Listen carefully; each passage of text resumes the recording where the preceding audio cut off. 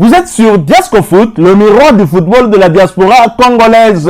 Diasco Foot vous dit bonjour, tout le plaisir est pour nous de vous retrouver, mais surtout de savoir que vous êtes nombreux en train de suivre votre chaîne YouTube dédiée uniquement aux footballeurs de la diaspora congolaise.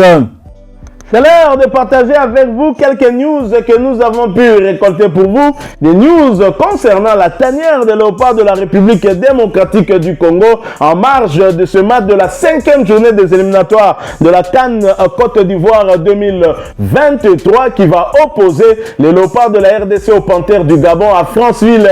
Les léopards de haut mur n'ont pas d'autre choix que de remporter ce match face à un adversaire qui les met en difficulté. Un adversaire qu'on n'a plus réussi à battre. Ça fait 3 confrontations maintenant où les Gabonais ont pris le dessus à 2 reprises avec un match nul à 2 reprises, dont une victoire à Franceville 3-0. Et nous espérons que cette fois-ci, les léopards montreront un autre visage. Alors toujours dans le cadre de cette rencontre, nous nous posons la question de savoir qui pour jouer dans la charnière centrale avec Chancel Mbemba Mangoulou, le demi-dieu congolais, en cas d'indisponibilité de Merveille Bopé. Et oui, vous savez, l'international congolais Merveille Bopé ne joue plus du côté du Standard de Liège. Il était blessé, il a été touché, blessé à l'aine, une blessure qui l'a éloigné un tout petit peu des terrains. Certes, c'est une blessure qui fait très mal. Maintenant, l'indisponibilité varie en tout cas autour de 2 semaines et 3 semaines, mais on n'a pas trop d'informations du côté du Standard de Liège quant à la situation de Merveille Bopé. On peut donc essayer de nous projeter vers l'avenir et se dire que Sébastien Desabre ne voudrait pas prendre des risques à aligner un joueur qui revient de blessure dans un match à un grand enjeu, tel que ce match contre les Panthères du Gabon. Alors nous avons bien sûr des alternatives. La jeunesse pour remplacer justement Merveille Bopé dans la charnière centrale aux côtés de Chancel Mbemba Mangoulou. Nous avons le défenseur central de Simba SC de la Tanzanie, Enoch Inonga Baka, appelé affectueusement Varane, l'ancien joueur du Daring Club Motema Pembe du FC Renaissance, qui fait une très belle saison du côté de Simba SC, et qui ont été éliminés en Champions League africaine par le Wydad Athletic Club de Casablanca, qui est en passe justement de remporter la Champions League africaine 2 fois de suite, si jamais cette équipe arrivait à s'en sortir lors de ces doubles confrontations face à Al Ali d'Égypte. Et donc Enoch Inonga Baka, un prétendant sérieux pour jouer dans la charnière centrale en cas d'absence de Merveille Bopé. Mais nous avons aussi Arsène Zola, le défenseur central de Wydad Athletic Club de Casablanca, qui est un ancien défenseur central du tout-puissant Mazembe Anglebert, qui fait une très belle saison du côté du club marocain, qui est même titulaire de ce côté-là et qui a pris le dessus sur Enoch Inonga Baka. Alors si vous voulez mon avis, ma préférence serait Arsène Zola, parce que j'estime que Enoch Inonga Baka a quasiment en tout cas le même style que Chancel Mbemba Mangoulou. Je préférerais un défenseur central d'un autre style que Chancel Mbemba Mangoulou, et je vois Arsène Zola qui est très en forme, suppléé à cette absence de Merveille Bopé, car j'imagine que si Merveille Bopé devrait être disponible, Sébastien Desabre n'hésitera pas à aligner en tout cas la même charnière centrale qui a défendu les léopards face au Mirabutoun mauritanien, mais une défense centrale qui a quand même encaissé 2 buts, un but chaque match, mais qui a quand même eu à faire un match très sérieux, surtout lors du match retour avec notre infériorité numérique. Il faut saluer la performance de cette défense et surtout la prestation de Merveille Bopé, de Chancel Mbemba Mangoulou. Alors répondez-nous en commentaire, qui selon vous pour suppléer à l'absence, si il devait y avoir absence de Merveille Bopé dans la charnière centrale, qui pour jouer aux côtés de Chancel Mbemba Mangoulou face à un adversaire qui a toujours violé nos cages.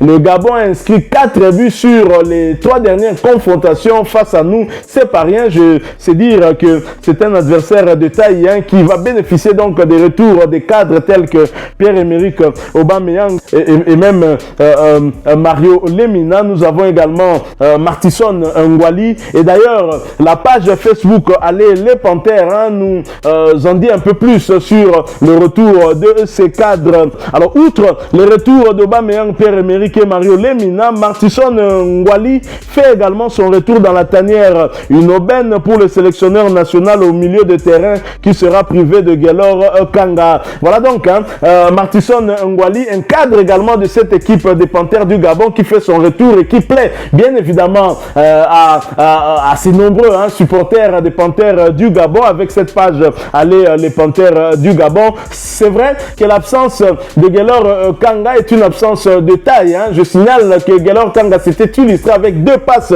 décisives lors des 3-0 infligés à la RDC à Franceville. C'était dans le cadre de la 5e journée des éliminatoires de la CAN Cameroun 2021. Et Guelor Kanga qui est donc un élément de taille mais qui sera remplacé quand même. L'absence est suppléée par Martisson Ngwali. Nous avons également Mario Lemina que la page Facebook Allez les Panthères du Gabon a surnommé Super Mario. Bienvenue Super Mario pour le clash RDC. On t'aime. Bien sûr, les Gabonais aiment leur joueur qui a eu à publier un message sur sa page Facebook officielle. Quoi? Mon appui, qu'est-ce qui ne va pas? Avez-vous déjà vu un loup sourire? C'est Mario Lemina, un loup sourire, mais là on le voit tout sourire. C'est dire qu'il est tout heureux de retrouver la tanière. Et cette tanière sera retrouvée face à la République démocratique du Congo. La RDC doit-elle avoir peur des Panthères au vu des statistiques entre les deux pays? Je dis non, puisque la RDC vient avec un autre visage. La République démocratique du Congo vient avec un nouvel entraîneur qui a une autre philosophie, un nouvel entraîneur qui a su quand même imprimer déjà quelque chose dans cette équipe des Léopards. Cette équipe des Léopards qui partait déjà avec un handicap de 0 points sur les 6 des premières journées et qui a pu se rattraper un tout petit peu avec 4 points remportés lors des 2 dernières journées. C'est pas rien, je pense qu'on devrait en tenir compte et les Léopards devront donc se montrer très très sérieux ce jour-là pour venir à bout de cette belle équipe gabonaise. Alors nous allons quitter un peu la tanière de Léopard pour parler d'un international congolais, parler transfert. Il s'agit de Fiston Mayele Kalala, le meilleur buteur des Léopards de la diaspora et même meilleur buteur de Léopard tout court, puisqu'en RDC le championnat s'est arrêté depuis bien longtemps. Fiston Mayele Kalala, du haut de ses 30 buts inscrits cette saison, a donc fait mieux que tout le monde. On parle donc de transfert et que la clause libératoire de Fiston Mayele Kalala serait donc connue. Fiston Mayele Kalala va très probablement quitter la formation de Young Africans au regard de ses performances cette saison. Il est cité notamment du côté de la Belgique, mais également du côté de l'Arabie Saoudite. L'attaquant international congolais avait prolongé son contrat la saison dernière, ce qui était stratégique pour négocier un bon contrat. La presse tanzanienne parle d'un montant de 500 000 $ qui serait sa clause libératoire. Tout compte fait, l'ancien attaquant de Veclub mérite amplement d'aller dans un championnat un peu plus huppé, où il lui proposera un bon projet sportif. Young African dispute sa toute première finale de la Coupe d'Afrique de son histoire et c'est grâce notamment à la forte colonie congolaise composée essentiellement des transfuges de l'Ice Veclub. Et Fiston Mayele Kalala sort du lot avec ses buts inscrits dans ce championnat, 16 buts inscrits dans le championnat tanzanien, 7 buts inscrits en Champions League africaine et 6 buts inscrits en Coupe de la Confédération africaine. Il peut encore aller beaucoup plus loin si et seulement si il s'illustrait lors de cette finale qui va opposer son équipe face à l'USM Alger, l'équipe de l'Algérie. L'attaquant congolais sera sans doute l'élément pour la finale qui attend son équipe face à l'équipe algérienne. Nous terminons avec ces quelques informations en vous parlant de notre international congolais. Lui, c'est un cadre. Il s'agit bien de Samuel Mutusami. La Ligue 1 Uber Eats publie cet article titré « Capitaine Mutusami à la barre pour éviter le naufrage nantais ». Je vais donc vous lire cet article. Certes, Mutusami et son club sont très en difficulté pour être relégués en Ligue 2. Ils se battent donc pour le maintien. Cela ne sera pas facile. À 2 journées de la fin, le FC Nantes occupe la 17e place du classement, la dernière de relégable. Dans ce contexte, Samuel Mutusami a été choisi comme leader pour espérer un déclic. Pour mener la bataille du maintien, le nouvel entraîneur nantais Pierre Aristouille a choisi de miser sur Samuel Mutusami, un battant sorti de l'ombre et qui ne ménage pas ses efforts avec seulement 2 matchs pour sauver les Canaries, toujours relégables mais avec seulement une longueur de retard sur la 16e place occupée par l'AJ Auxerre. Il n'était pas question de tout révolutionner. Ainsi, les Canaries ont, selon l'outil prédiction Opta, 53% de chances de se maintenir aux dépens de l'AJ Auxerre. Lors de la 35e journée à Toulouse, match soldé sur le score de 0 but partout, les Nantais plus compacts et déterminés avaient réussi à stopper l'hémorragie et qui avaient encaissé 2 buts minimum lors de leurs 5 matchs précédents, tendant à se retrouver à la maison contre Pellier le samedi dernier. Score final 0 but contre 3. Porteur du brassard sous Antoine Camboiré depuis 2021, Alban Lafont, numéro 1 au nombre d'arrêts effectués cette saison en Ligue 1. L'ACD, le capitaine, c'est désormais l'international congolais Samuel Moutoussamy, milieu de terrain de 26 ans, à l'enthousiasme inaltérable malgré la situation délicate du FC Nantes et ses propres difficultés à s'imposer sur le terrain ces dernières années. Né en région parisienne, formé à l'OL, il n'avait pas été conservé et s'est engagé au FC Nantes en 2016 au sein de l'équipe réserve.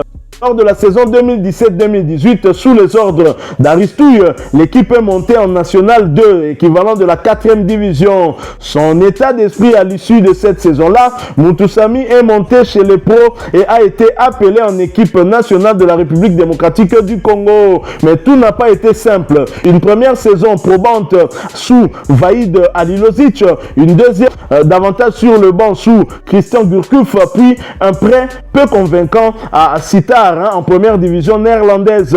L'an dernier, il s'est finalement peu à peu imposé, sa fougue et sa débauche d'énergie ayant séduit le staff nantais.